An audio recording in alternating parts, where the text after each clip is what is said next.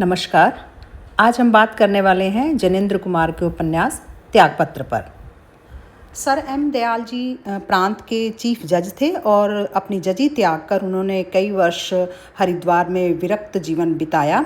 वहीं उनका स्वर्गवास हुआ और स्वर्गवास के पश्चात उनके हस्ताक्षरों के साथ एक पांडुलिपि पाई गई और मूल रूप से वही कहानी है जिसे जैनेंद्र कुमार जी ने उपन्यास त्यागपत्र में लिखा है।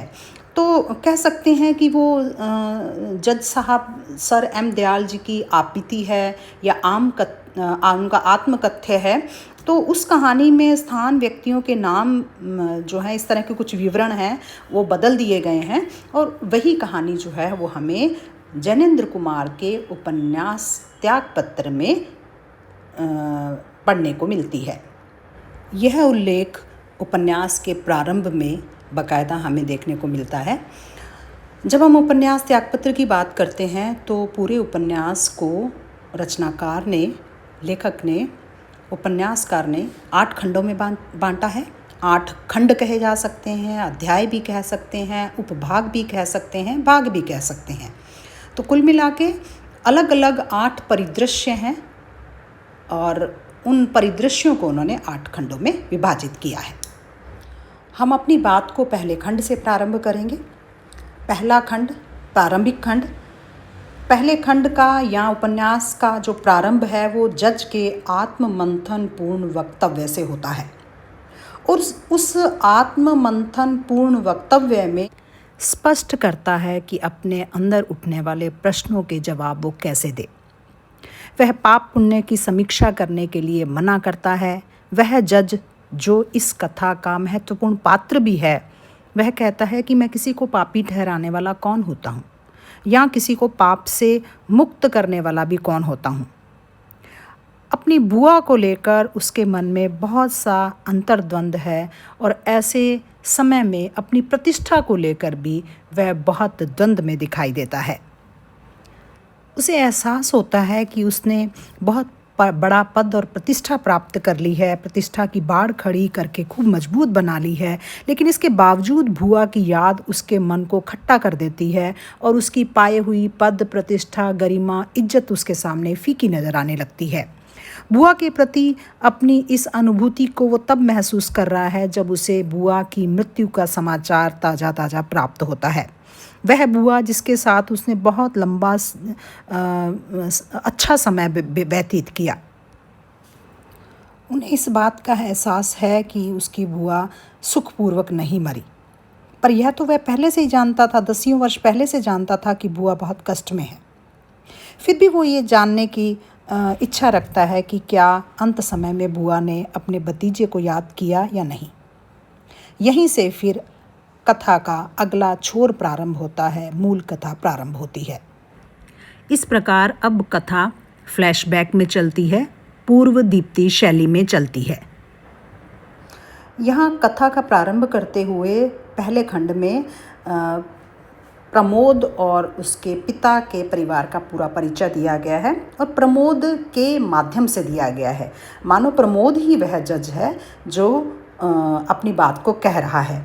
तो यहाँ बताया गया है कि प्रमोद के पिताजी 2 भाई और 3 बहनें थे उनके परिवार में। उनके जो एक भाई थे छोटे, वो ओवरसियर थे, जो पहले स्थान पर नौकरी करने के बाद फिर वो बर्मा चले गए और धीरे धीरे उनसे ज़्यादा संपर्क नहीं रहा।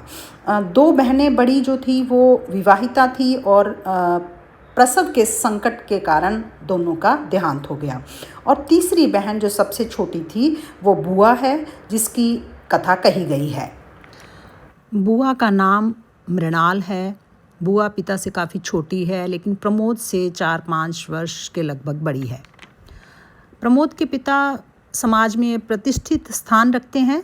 माता कुशल गृहिणी है लेकिन माता का संरक्षण बेहद अनुशासित है।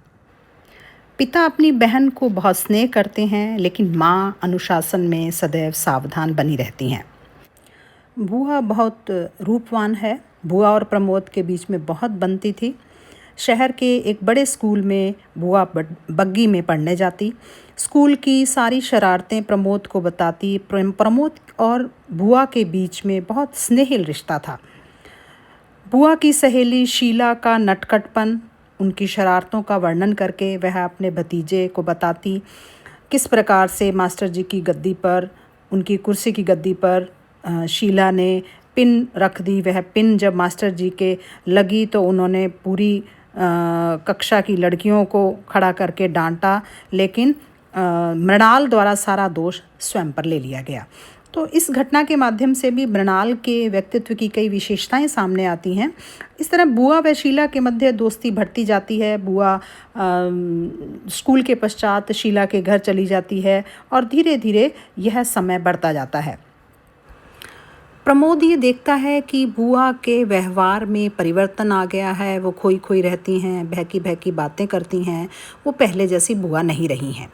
फिर एक दिन अचानक एक घटना घटित होती है। बुआ अक्सर स्कूल से सीधे शीला के घर चली जाती और अपने घर लौटते लौटते उन्हें देर हो जाती। एक दिन कुछ ज़्यादा ही देर हो गई और इतनी देर हुई कि नौकर को उन्हें बुलाने के लिए भेजना पड़ा। इसके 3 दिन बाद कुछ ऐसा घटित हुआ कि प्रमोद के समझ में नहीं आया कि क्या हुआ। बच्चा होने के कारण वो चीज़ों की गहराई तक नहीं पहुंच पा रहा था। माँ बहुत गुस्से में थी, उससे बेंत मंगवाई और कोठरी में जाकर किसी को पीटने लगी। वह कोई और नहीं जिसकी पिटाई हो रही थी, वह बुआ थी। बुआ को माँ ने बहुत पीटा बेंत से और उसके पश्चात उसने देखा कि बुआ की स्थिति बहुत खराब है। उस दिन के बाद से प्रमोद ने कभी बुआ की हंसी नहीं देखी। 5-6 महीने बाद बुआ का विवाह तय कर दिया गया और जल्दी जल्दी तत्परता के साथ सारी व्यवस्था कर दी गई। बुआ का पढ़ना लिखना छूट गया। बस उसके बाद बुआ बिल्कुल शांत, गुमसुम सीने, पिरोने, झाड़ने, बुहारने और इस तरह के घर के अन्य कामों में शांत भाव से लगी रहती थी। घर का माहौल परिवर्तित हो गया था। बाबूजी का चेहरा भारी रहता और माँ भी बात बेबात हर किसी को डांटती रहती थी। ऐसे ही ब्याह का दिन भी आ गया। विवाह होने से पहले बुआ प्रमोद से मिलकर बहुत रोई, आंसुओं से भीगी रही। प्रमोद भी बुआ के जाते समय खुलकर फूट फूट कर रोया और उसे जाने से मना करने लगा, लेकिन बुआ अपनी सूजी हुई आंखों के साथ प्रमोद को फिर से जल्दी आने की बात कहकर कसम खाकर वहाँ से विदा हो गई। इस प्रकार बुआ के विवाह और विदाई के साथ उपन्यास का पहला खंड, पहला भाग समाप्त होता है, पहला परिदृश्य समाप्त होता है, जिसमें प्रमुख विशेषताएं जो निकल कर आती हैं वो है कि जज के आत्मकथ्या से, जज या प्रमोद की आत्मकथ्या से, आत्ममंथन से प्रारंभ होता है।